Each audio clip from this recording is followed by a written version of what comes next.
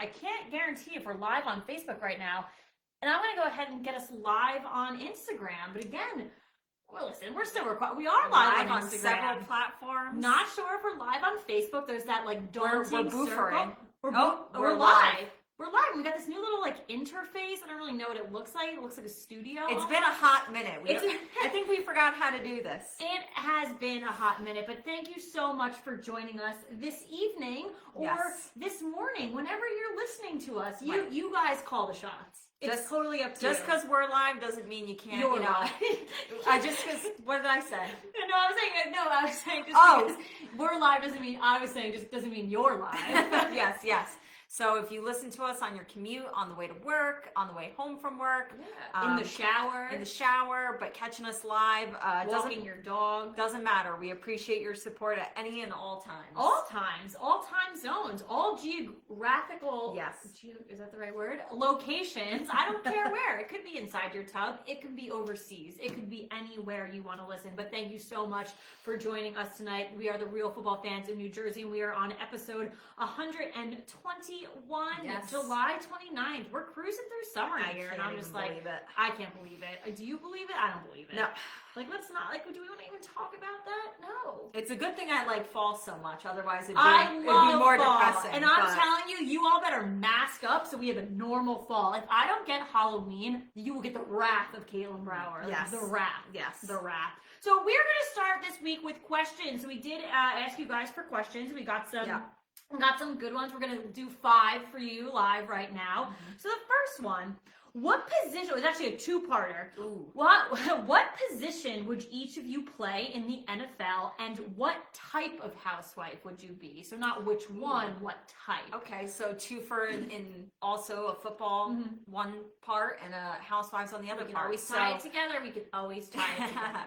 I've always said that if I actually played football, I think I would really like and excel at playing the wide receiver position. I would pick that for you. I think I have good hand-eye coordination. I think I'm fast, and I would just enjoy. Like, I've always been a more offensive player than a defensive player, and in any sport really. And then as far as what type of housewife I would be, it's actually really funny. I don't think I could ever be a real housewife on television because I'm very sensitive. We both shy away from confrontation. So we would not be well on the show in that sense. It shocks many people. I don't like confrontation. And then if I heard the other women talking about me in the interviews, I'd probably sit at home and cry. I don't know how to just laugh it off or whatever. So I actually don't think I think I'd be a lot of fun, and I think I would try to keep things as mellow and drama-free as possible, because it would hurt my feelings to see them talking shit about me in interviews. So I think that would be me. Yeah. So I think that's great, and I definitely agree with you on both parts. For football, it's interesting. So when it comes to sports, I've always been defensive-minded. Yeah. When it came to soccer, I played defense. And lacrosse, I played my whole life. I played goalie in lacrosse, so I was very defensive-minded. But I took it as such a compliment when a couple of weeks ago you referred to me as a cornerback. I was like, oh my God, you think I would, I can't remember. What were you? It was you're making a comment about me trying out for the Giants, which I joke about on my Twitter all the time. I'm like, hello, give me a call. And you were like, next up on our lineup, Caitlin Brower, starting cornerback for the New York Giants. And I was like, me? A defender in the National Football League? Oh my God. I took it as such a compliment that Katie saw me as a defender. And so maybe that, but I also would be interested in, kicker. The Giants can still call me if you would like. So hey, realistically, I would be fine holding the clipboard and being the third string quarterback and living a nice life where I didn't get injured and whatever. I think one day I just want to be tackled in full pads. Maybe not from a 300-pound lineman, but just maybe a guy more my size, and just to see how it feels. I've always wanted just to see how it feels. And then when it comes to a housewife, I think I very much so too would try to stay away from the confrontation. Yeah. But I can be really mean, really mean.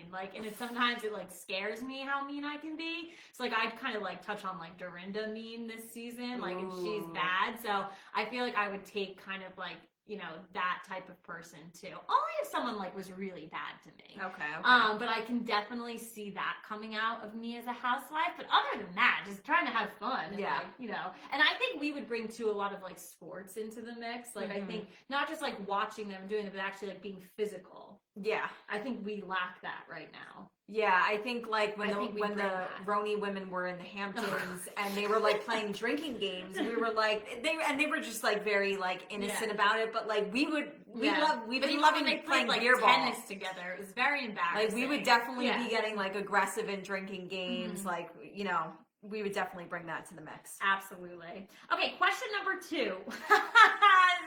This is for me. And thanks. I know who sent this, Ricky, if you're watching. Katie's brother. Why did Caitlin break into her neighbor's house to watch TV in her diaper? So this is a true story. I broke in. So Katie and I lived next door to each other for our entire lives. Yes. We lived on a cul-de-sac, a very quaint area. Our houses are literally this like far apart from each other. So it is a true story. When I was younger, I walked over there in my diaper and sat on their couch and watched TV. And we just came home and we found her were there. home.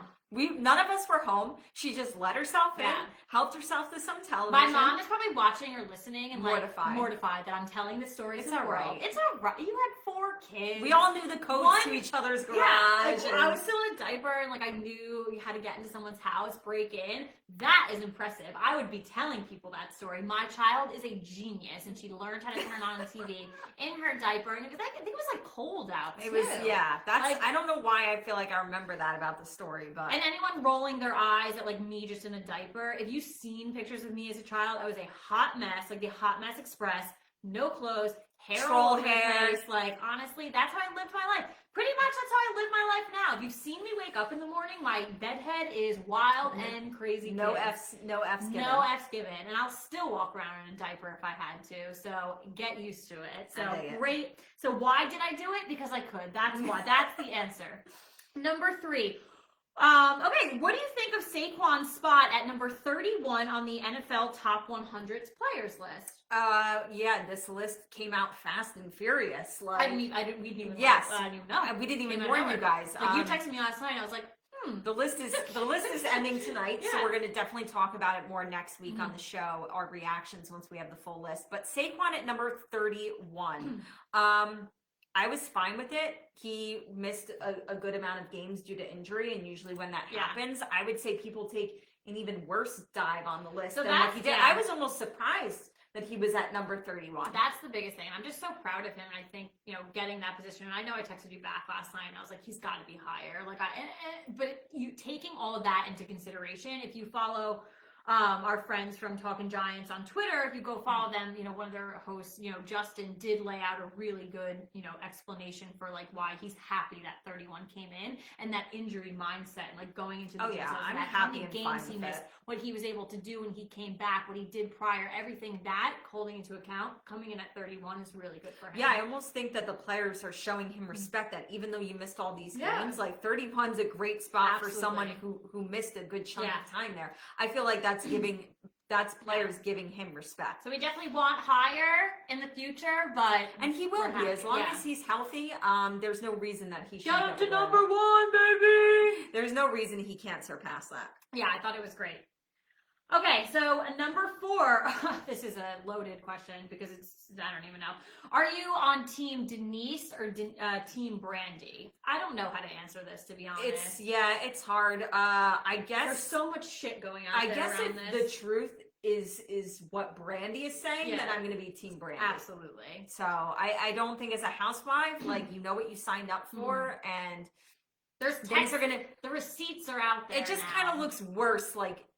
Denying it as hardcore as Denise is. So there's so much on each side of it, and it's like I'm curious because like now the text messages are out. It's not like full blown text, but then it's like someone was like they got leaked, and it was like, okay, how did that? Clearly someone said like Brandy or Denise sent them somewhere. Like someone didn't hack into your iCloud and go get them. Come on, this isn't like. It's not, or they could have shared it with one of their girlfriends. That's true, or someone. That's very fair. But like, I think it was one of them. I think like Page 6 released it, so these women in Page 6. I don't know. You know them. They love Page 6. Yeah.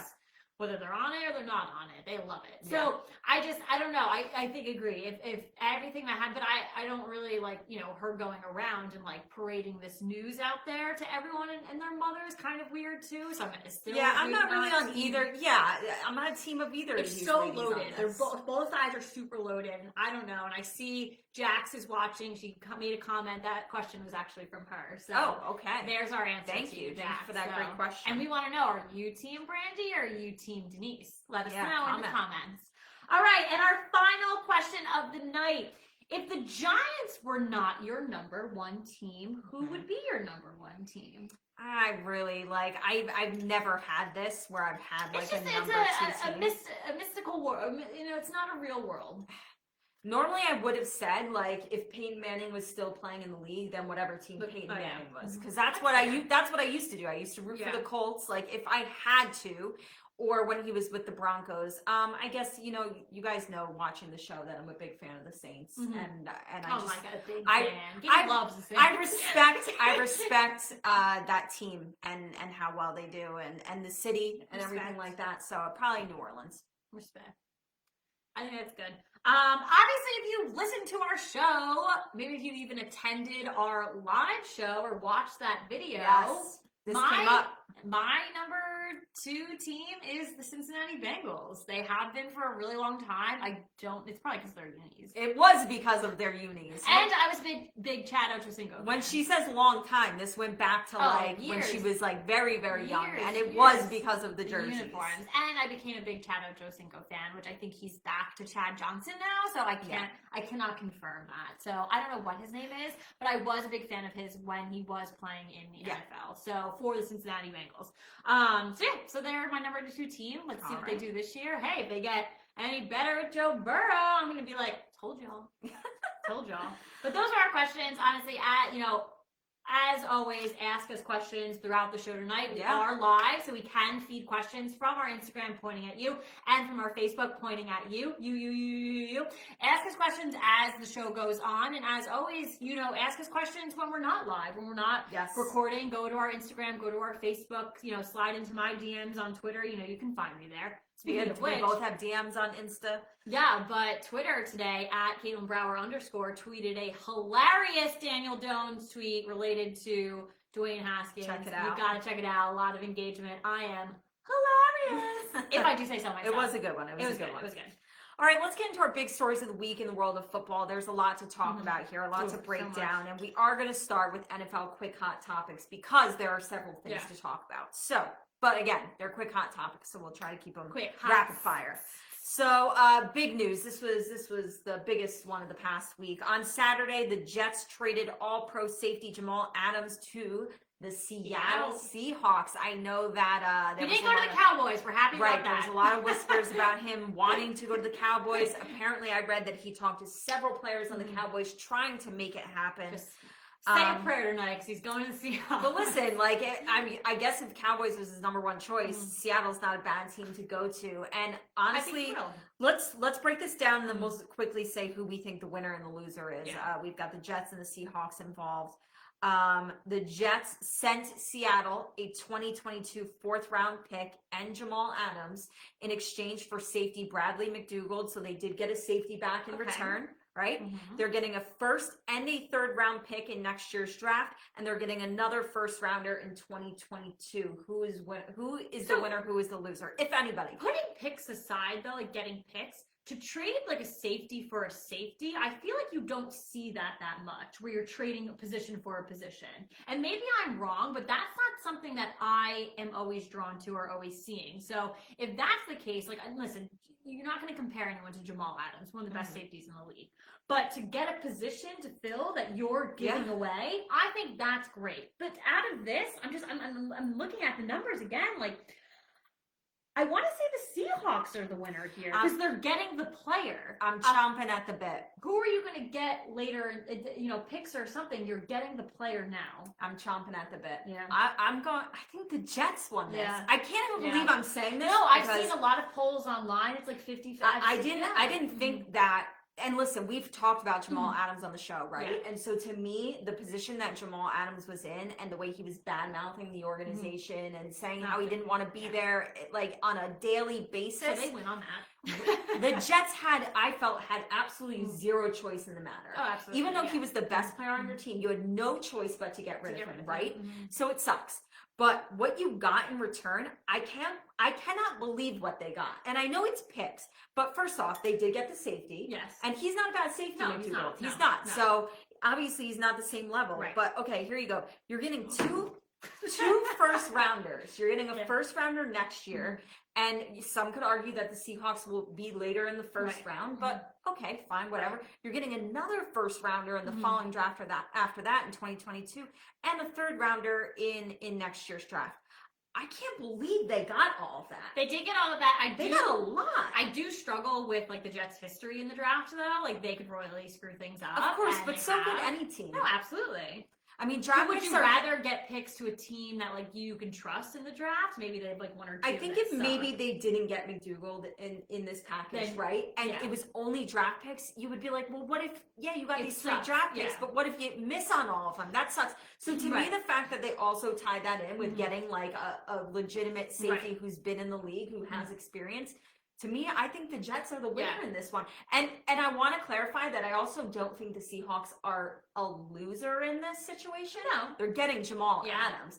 I was just shocked that they gave up that much. And to me, for the Jets, I was like, wow, you guys did good. Like, you had to get rid of him. You ended up getting a boatload of stuff. People could have looked at their situation and said they're desperate because they know they have to get rid of him. So maybe we can just give them like a couple of things, whatever. No, they got a haul. So think about the Seahawks though, to have all of that to give away. Damn, must be nice. Must be nice. But I am. Well, we all have draft picks to give away if we want to. But no, absolutely. I do in these scenarios though, like to think of like the asset at hand, and the asset at hand is Jamal Adams. So the Seahawks are getting him right now. So to me, that's just a bigger win. But again, what I've been seeing online, like on Twitter and everything, everyone is very That's why it will be 50-50 because and these are the trades we want, people. We want these good 50-50 ones where you have to pick a side, but you're kind of leaning. Well, I think we showed devil's advocate, why your 50 is your way, why the 50 is my way, because it's just the matter of how you look at it and how you think of it. That's just a good trade altogether. Yeah, it wasn't bad. There's no, again, I don't think there's a loser. Like NFL teams take notes. I think there's a winner in this, but I don't think there's a loser. I don't think so either. Yeah. Okay, so starting last Friday, NFL players officially had the choice to opt out of the 2020 season due to the coronavirus pandemic. You can voluntarily opt out, or you can be considered a higher risk opt out. There's a whole list of medical records that, like, you know, if you've gone through something, you can be exempt that way. The list of players, and Caitlin and I kind of predicted that this was going to happen. We're getting closer to the season, and now this is official that you can opt out. So the list is constantly updating. You guys really have to like keep on it, and we'll keep on it too. Yeah, the link I sent you was like, I think it was like a Sports Illustrated. Every major Sports Illustrated, ESPN, NFL.com, they'll all have trackers. But since this morning, when we were getting ready for the show, taking our notes, we had 25 players opting out. We have some big names in that list. We have just a few of these, just some of the big ones. Green Bay wide receiver Devin Funchess, Philadelphia wide receiver Marquise Goodwin. That one hurts because we constantly talk about Philly not having wide receivers. We have the Bills defensive tackle Star Lotulelei, Chicago defensive tackle Eddie Goldman, New England safety Patrick Chung, that's a veteran player for them right there. New England linebacker, huge player for them, Donta Hightower. The whole Patriots. Kansas City guard Laurent Duvernay-Tardif.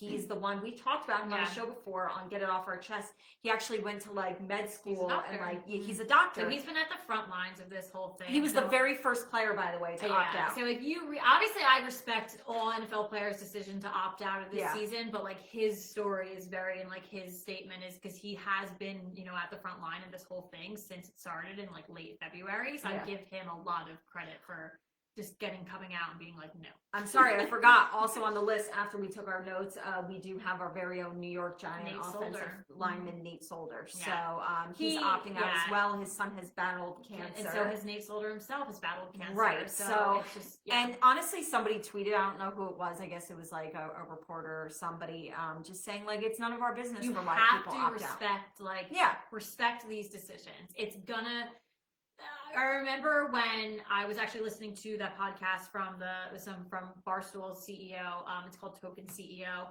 She had Chris Collinsworth on. It was actually a really good episode. You should listen to it. Okay. People like to rip on Chris Collinsworth for certain things. I don't hate him. He's very, very smart guy. So he was talking about how when he was playing, that was when the players did a strike. They had a strike like way back in the day, and it was all replacement players.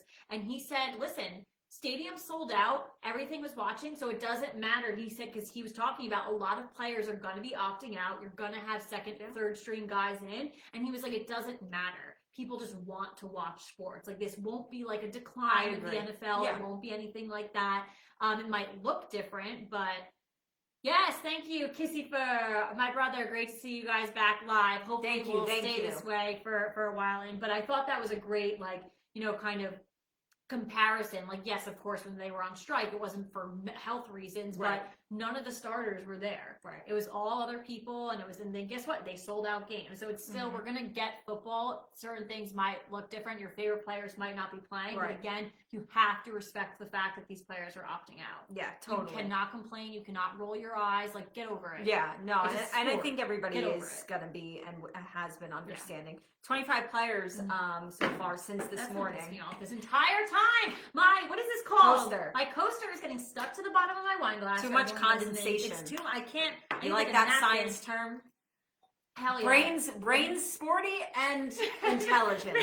I'm actually going to rip off a piece of this so it stops doing that. But 25 players since this morning when we looked at the list, 6 of those 25 players come from the New England Patriots. They're the team that has had the most people opt out so far. And again, are they opting out, or is Bill Belichick going for Trevor Lawrence?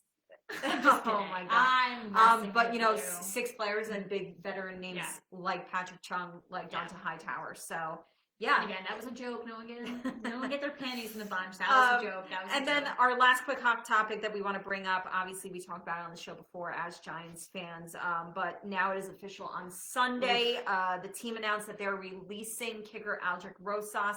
They did sign kicker Chandler Catanzaro. The release stems from the aftermath of Rosas' arrest that we talked about on the show that happened in June following a hit-and-run accident. Catanzaro did not play last year. He is going to be returning after a short-lived retirement. He's actually not, you hear the word retirement, he's not old. He's actually sort of on the younger side. He did previously play for Arizona, the Panthers, the Jets, and the Tampa Bay Buccaneers. Not a bad kicker. It's not a bad signing. I'm just saying the New York Giants could have given me a chance.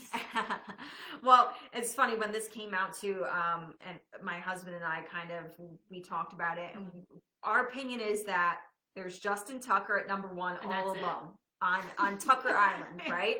And then you have maybe like 3 or 4 guys like tier 2 underneath, like Robbie Gould, right?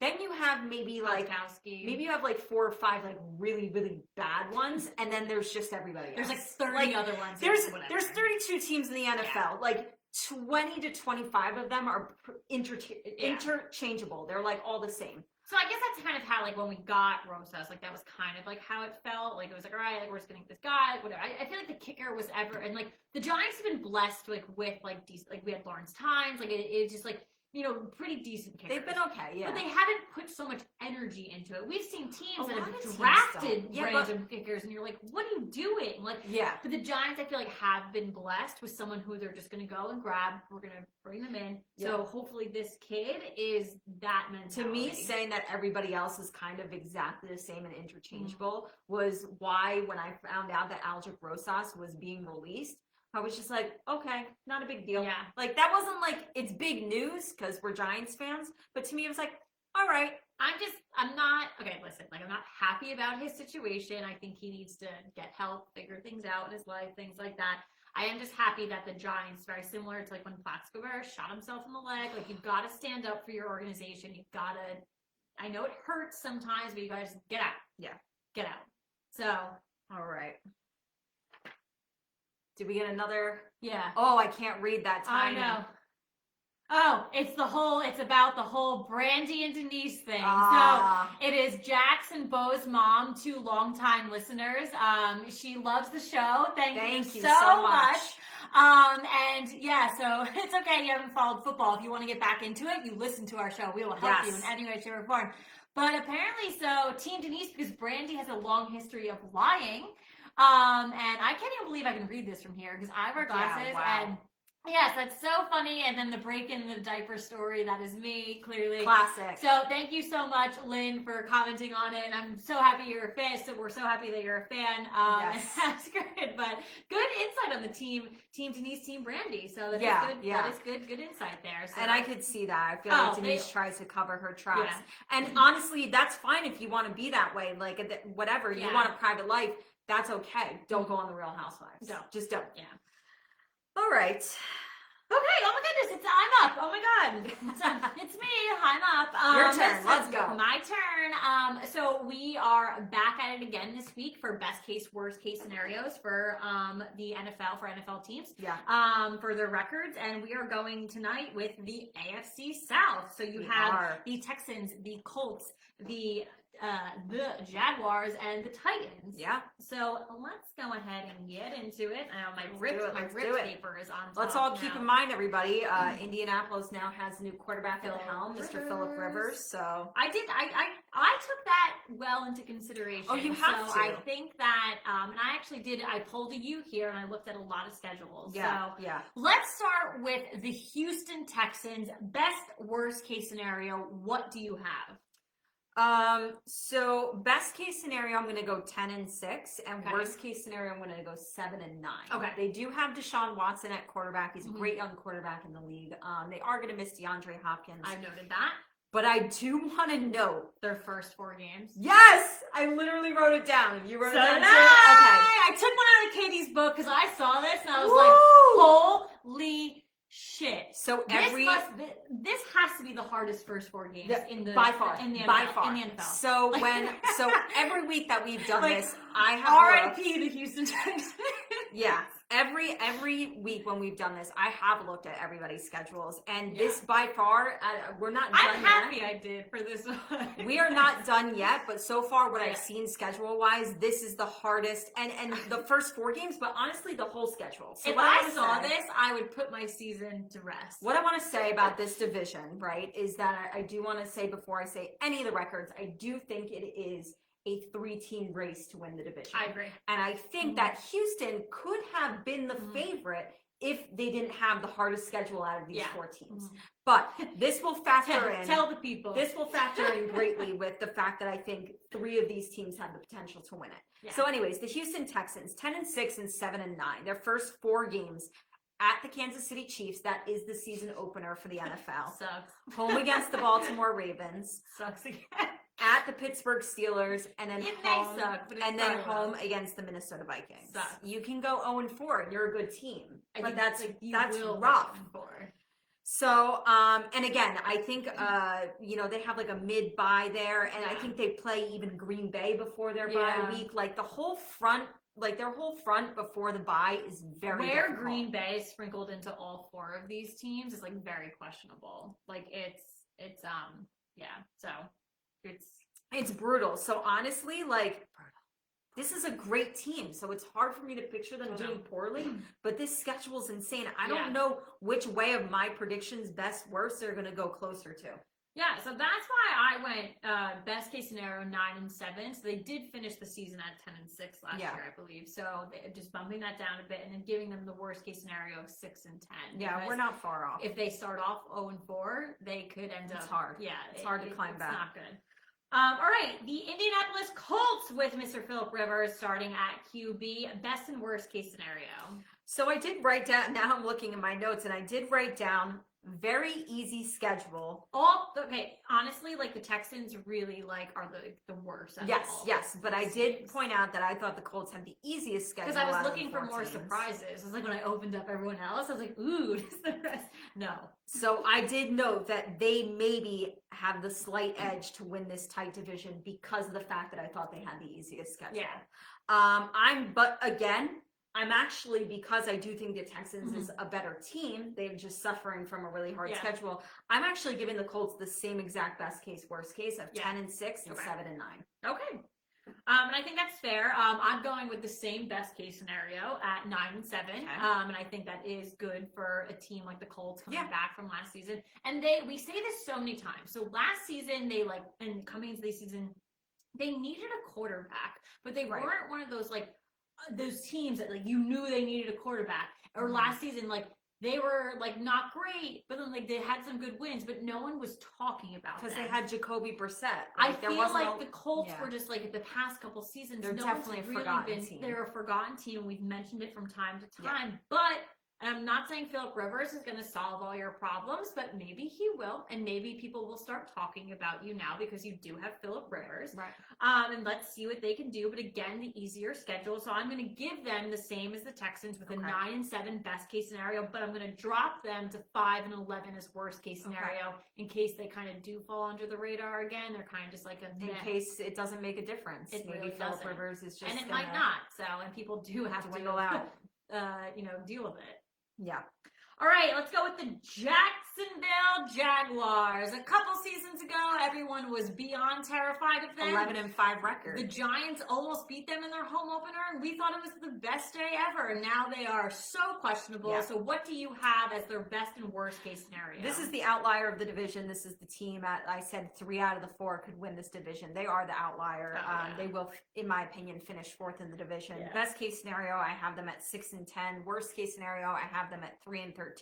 I said it last week on the show. Doug Marrone will be out as the head coach after this season, because there is going to be another losing season, and they will find themselves looking for a quarterback. I like Gardner Minshew, but I think just like somebody how Kyle Allen really shined for the Carolina Panthers, but he's not the Carolina Panthers starter. I think that's kind of happened to Gardner Minshew as well. Yeah.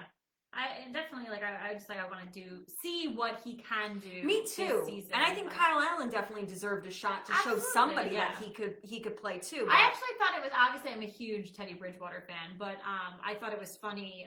The NFL posted on Instagram all the QB1s reporting to camp, and they only showcased 4 or 5 teams. Yeah. And the 5th one was the Carolina Panthers, and it was Teddy Bridgewater. And I was like, oh, so we're making decisions already. So but you know me, I love Teddy Bridgewater. He should be the starter. He's the guy. They don't have Cam. They got rid of Kyle Allen. So he's the guy. It's we're making decisions, people. We're making the decision was made a long time ago. we're making decisions. But I'm gonna go with so I do think they are the outlier, but I will go, we'll talk about the Titans too, because I don't think it's far off from an outlier. So I'm going to give them best case scenario, the Jaguars at 7-9. And I think that's a good best case scenario. Fair, very, very fair. And then the worst case scenario, drop them down to 4-12. Okay. But I could even see with your worse and even worse than that. Yeah, so. It has the potential. Now let's go with the Tennessee Titans. So obviously Marcus Mariota is no longer with them. You have Tannehill, and you still have Mr. Derrick Henry on the team. Yeah. So this was great young receiver in AJ Brown. They've got players. This one was hard for me to choose because I still bet against them every single game, being they can't do it again. They can't do it again. What they did in the playoffs last year, it was so, oh my God, and I will defend Derrick Henry to my death. Literally would defend him to the I'm death. a huge fan of Mike Vrabel. I think he's gonna do great things. So this one was definitely hard for me. So maybe my answers might shock people, but what did you say? I think this is a really hard team to predict. So I'm not gonna be shocked no matter what you said. Maybe we did the same.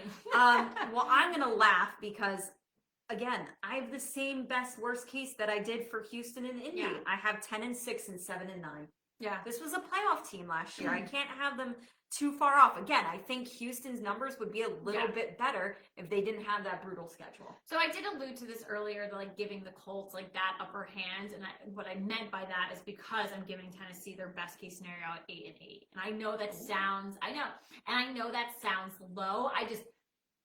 I'm not a believer in them, but I felt like I had to show them like some kind of I'm respect. a believer in Derrick Henry. That's like, I think at the end of the day, I'm not a like, believer in Ryan Tannehill. I'm not sold on that. I'm not either. At all. I was actually more of a believer in Marcus Mariota. I was too. I thought they gave up on him too quickly. Like, way too I was quickly. very surprised they gave up. I on thought him he was their franchise quarterback. So, I mean, if you really think Ryan Tannehill is going to take you, sure, whatever. Yeah. And then my worst case scenario for them is 7-9. Okay. So it was a very hard team to predict. It really was. It really was. But all right, those are our big stories of the week in the world of football. Hang out with us later if you want to hear more Yeah, we're football coming talk. back. We're doing a football and housewives related game later on. It's a really fun one, so definitely stick around and take a listen, watch us. Big stories of the week in the world of housewives. Let's start with the first one. I feel like no matter what, every show we either have a coronavirus update for football, housewives, or both. Today, we have, as long as it's not us. I know, but it's so terrible. But on Friday, Shannon Bedore and her daughters, they all tested positive for COVID. Well, she announced that on Friday to her Instagram. Her and her 3 daughters tested positive. Filming for the Real Housewives of Orange County season 15. Yeah. It started a couple of weeks ago. I knew that was. It is still going to resume. The other women took a cast trip to Lake Arrowhead together, but Shannon was not there for it, so they do feel safe to keep filming because the women really haven't had contact with her. The housewives should treat what they're doing very similar to what sports are doing. Just constantly be testing each other, constantly doing all of this stuff. Like, you're the Real Housewives. You guys come from money. You can afford getting tested consistently. Well, here's the thing. Shannon basically has to test negative twice before she can rejoin the group. She's been filming from her phone at home whenever she feels up to it, whenever she feels okay. These new seasons are going to be and you know what? Real Housewives of New Jersey, it came out that they're just starting to be filming again. And Salt Lake City, I think, is coming out in October. I think they set a date. It was like 10 something. Oh, okay. But I think they've been doing a very similar approach to filming too.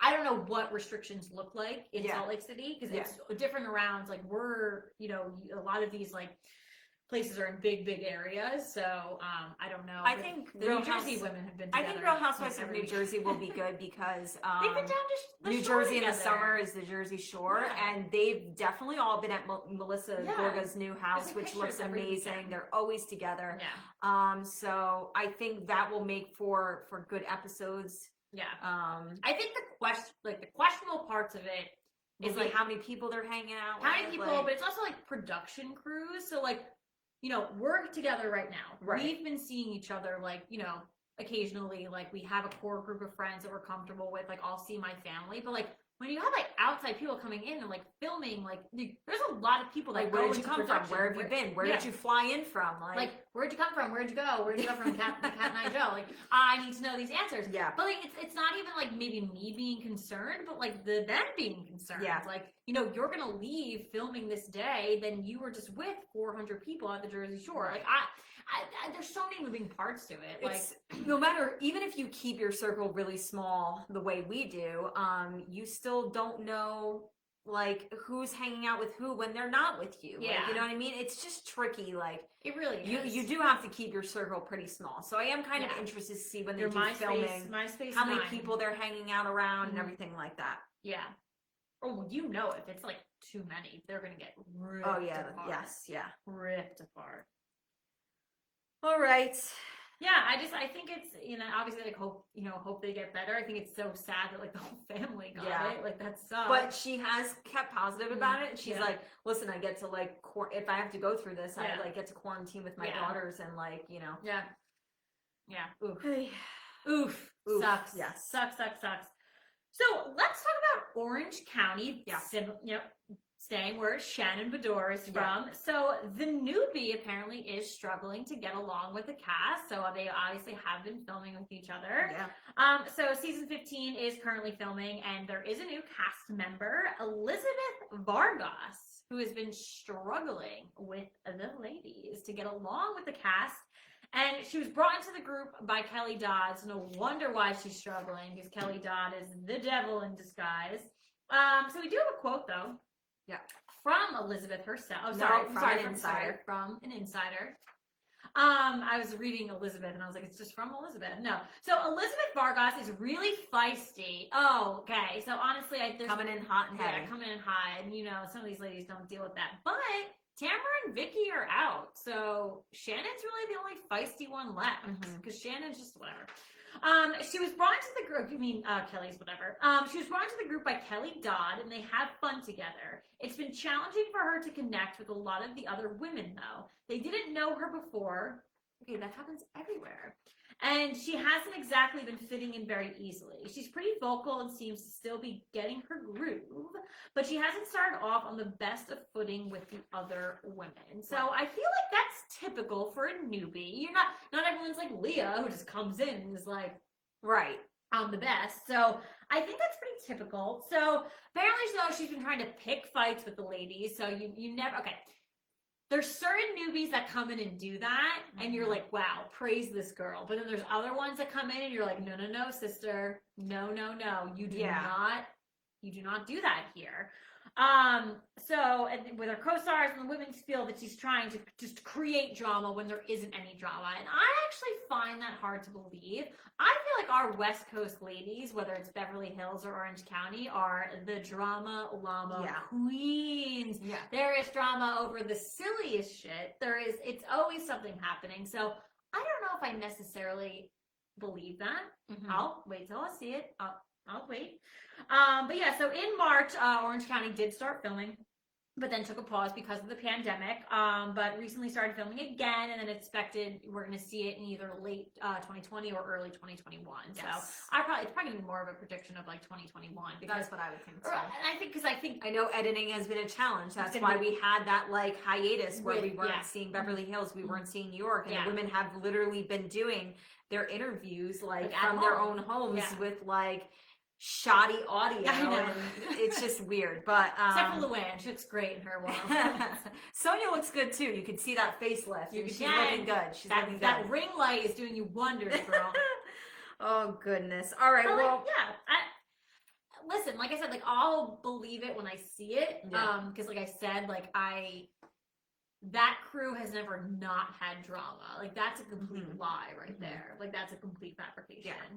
I just always think it's really interesting. I feel like every single franchise, every single season, there's at least one new person that comes in. And Bravo used to really struggle with that. We've talked about it on the show numerous times.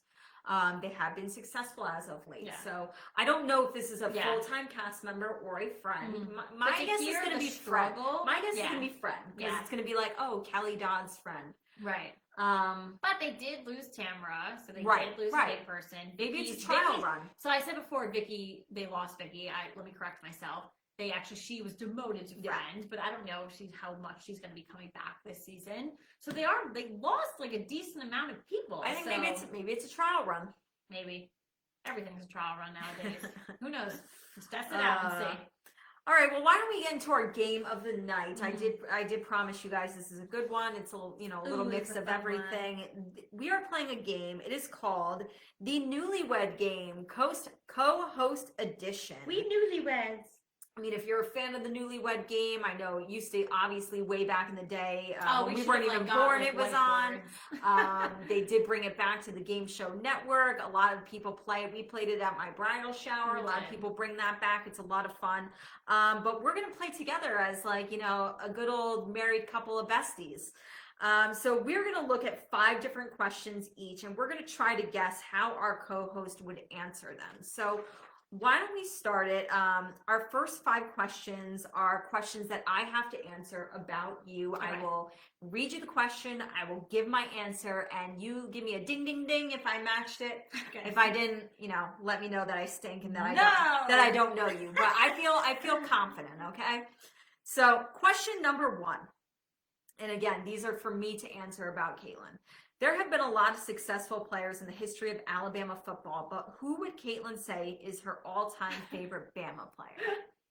There's, again, like I just said, there's so many good ones, but I feel like when she first started to fall in love with them and when the team was just winning back to back to back to back.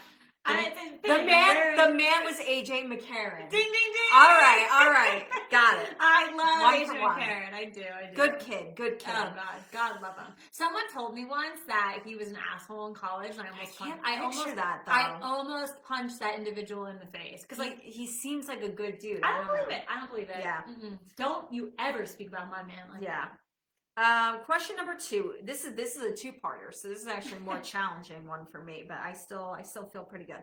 If Caitlin is attending a Giants game at MetLife Stadium, what is her favorite month to attend a game in, and what is her favorite game time? It's hard for me to think about. Whether it's a 1 o'clock, a 4 o'clock, or an 8 o'clock game. Okay. I know I'm 100% right in the time. She loves 1 o'clock games. I do. Ding, ding, ding.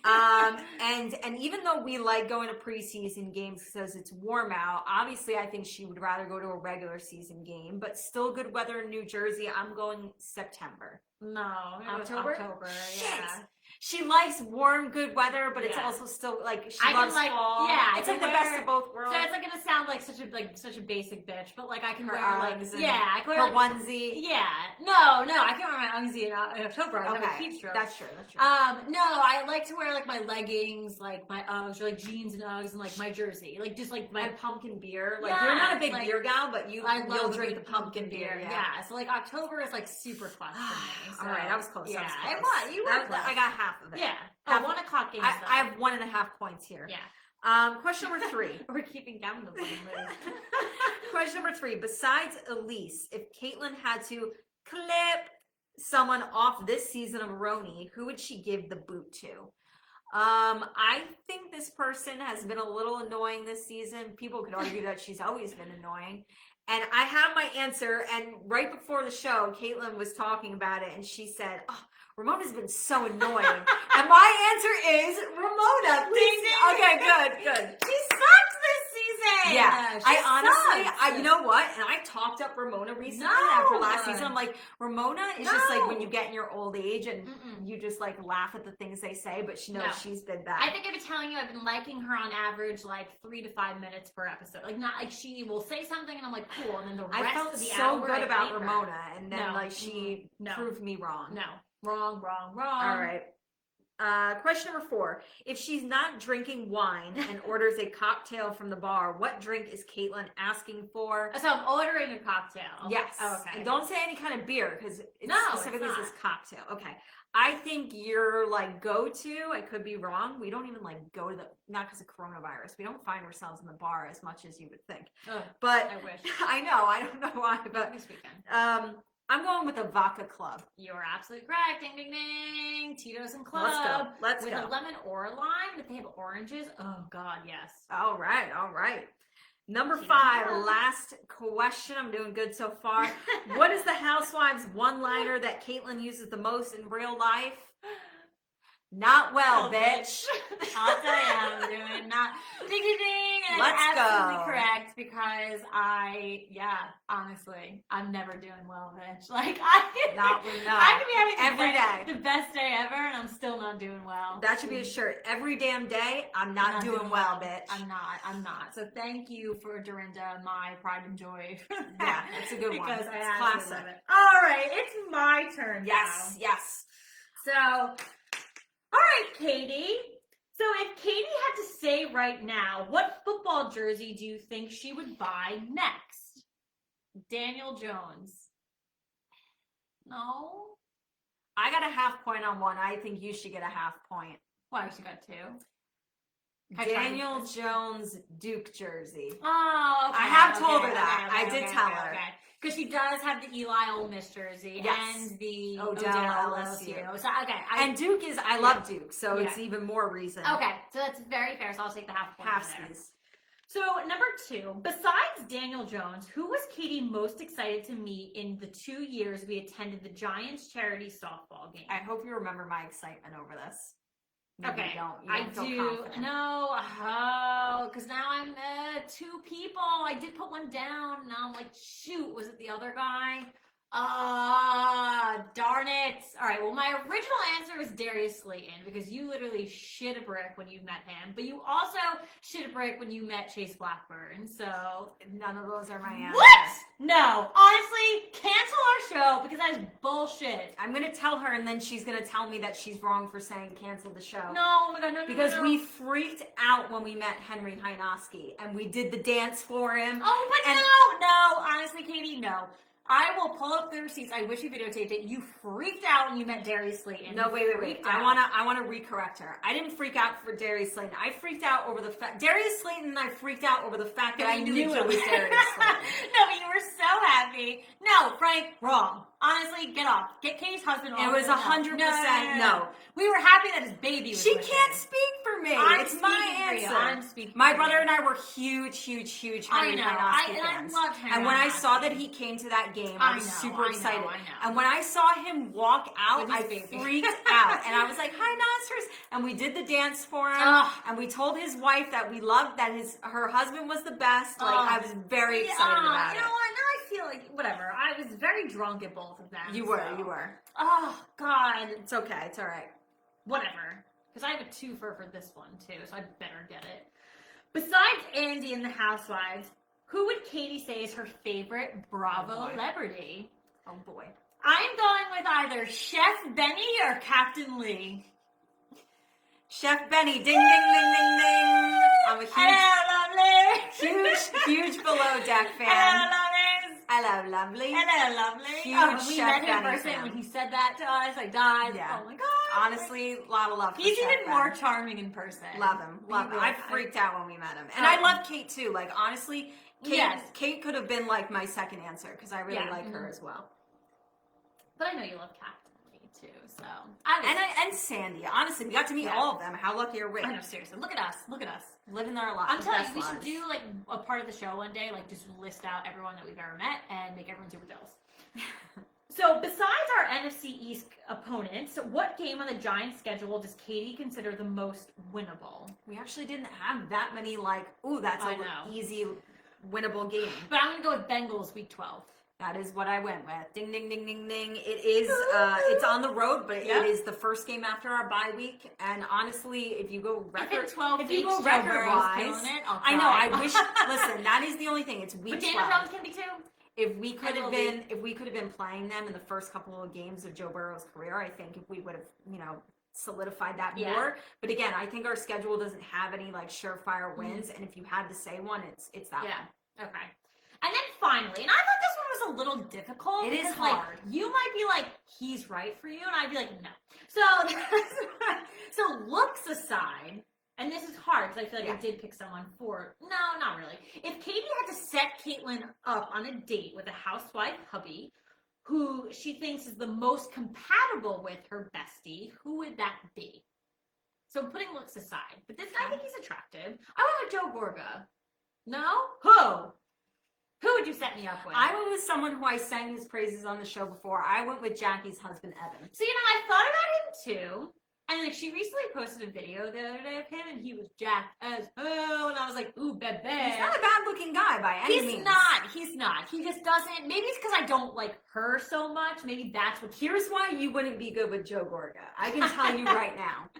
Joe Gorga is the star. I know. And you guys would fight for the spotlight and it would not work. I think Melissa tries to be the star too, but I still think you would have issues with him trying to take the spotlight. That was a really difficult one for me to pick. But Evan, and I did almost pick Evan. I think he's very cute. I do think you could have like the strong personality being with Evan, but he's not so quiet where he's not having fun with everybody. Yeah. Like he's outgoing too, but he would let you like shine and be a star. I think that's fair. So like Evan, whenever the day comes, give me a call.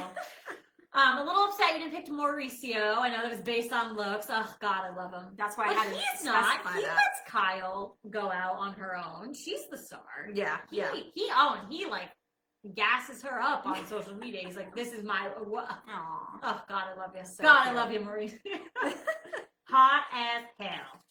Well, you know what? I try to keep your man on the East Coast, like That's local. true. So I'd move to the can't West have Coast no. I for can't him. have you move to California. For Sorry. him, I would. Not for anyone else. For him, don't. Whatever. Okay, so it is that time of night. Get it off your chest. Positive, negative, football, housewives, wine, COVID-19 pandemic. Anything you really want. I know Katie and I are kind of just like, meh, for this evening. We don't really have much for you, but why don't you go ahead and get us started? Because I knew you did have a bebe thing. It is a bebe It's thing. a bebe thing. A literal bebe thing. Yeah, I told Caitlin before the show, I was like, I don't really have anything to vent positive or negative for get it off my chest. So I'll keep mine short, sweet, and simple. It is about a bebe. It is about Russell Wilson and Sierra did have their baby a couple days ago. Their baby boy was born. And I just hate when celebrities feel the need to give their children weird celebrity names. So the little man's name is Win Wilson. Not win like W-Y-N-N, like win like win or lose. And it's like, a boy, so it's not like Winifred. And listen, I'm a huge fan of alliteration. So it is Win Wilson, but it's like... W-W. Is his middle name like lose or draw, like win, lose or draw Wilson? Like, this is just stupid. It's annoying. Like, I just wish celebrities. It's because Russell Wilson wins. I get it, but like, you couldn't be another person and name. My brother-in-law was like, "That's pretty confident." It is. Like, oh, okay. But you couldn't be someone else. I feel like people are letting Russell Wilson get away with it because he is Russell Wilson. Yeah, your son's name is Wade. Listen, I was just happy for Russell that he was getting a baby boy. He already has a baby girl with Sierra, right? So I always get really excited when football players have a son that could potentially, fill those shoes. Eli. Thank God Eli after Finally. 3 girls had a boy. Thank God. Finally, Charlie Manning, please come to us in like 20 years. But he is. It's part of my conspiracy theory. I am happy for him, but Win Wilson, it's gonna be really funny if this kid randomly isn't a jock and like is just really into the arts or you theater. Never know. A lot of them probably aren't going to be. Yeah, but I just wish celebrities. Imagine if your parent was a famous athlete, I'd be like, God, I just wish celebrities would stop doing this. Like, listen, Gwyneth Paltrow set the way by naming her daughter Apple, and I don't even know. She rarely refers to her daughter. So is Apple still a thing? She is. She looks exactly like Gwyneth Paltrow. Well, it's freaky because she's like old now. She's very pretty. But anyways, and then that's actually kind of funny because it reminded me too that Caitlin and I were recently talking. Demi Lovato got engaged after dating her boyfriend for 4 months. Yeah. Celebrities just live in their, they really do live in their own world as far as they will date each other for 2 weeks and then they'll get engaged. All of them. Or they get married and have kids at age 50.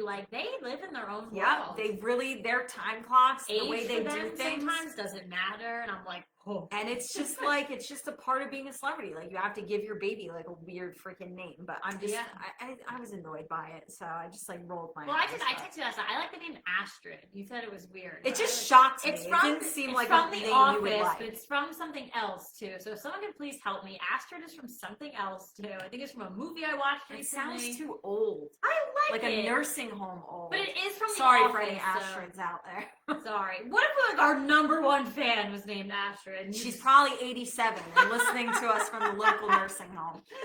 Stop. I can't. We love you. Love you. Number one fan, Astrid. Love you, Ash. Sending you on.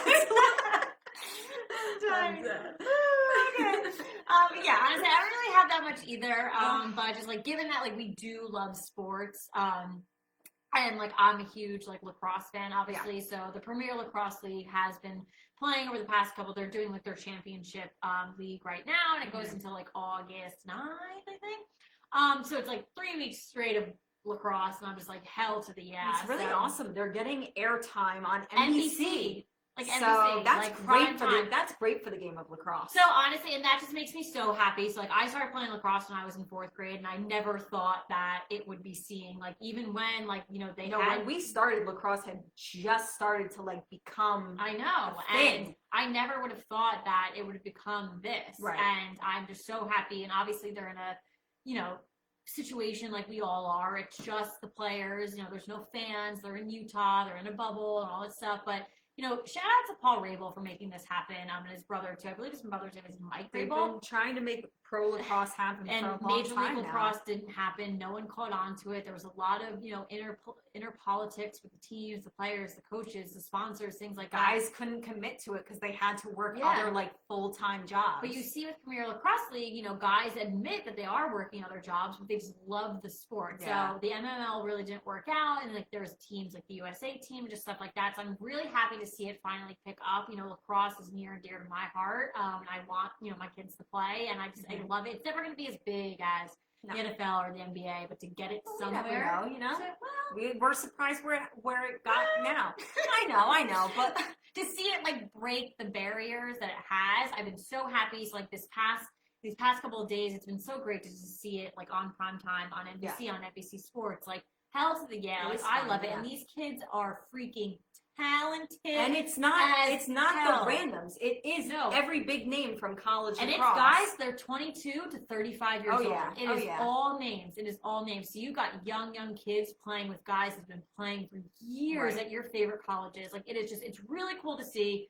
So I would go ahead and check it out. They're super big on social media too. So I check out Twitter. Go follow all the teams. It's really good. That is that. And then 2, for Netflix, I told you I started watching Fuller House. I just got into it.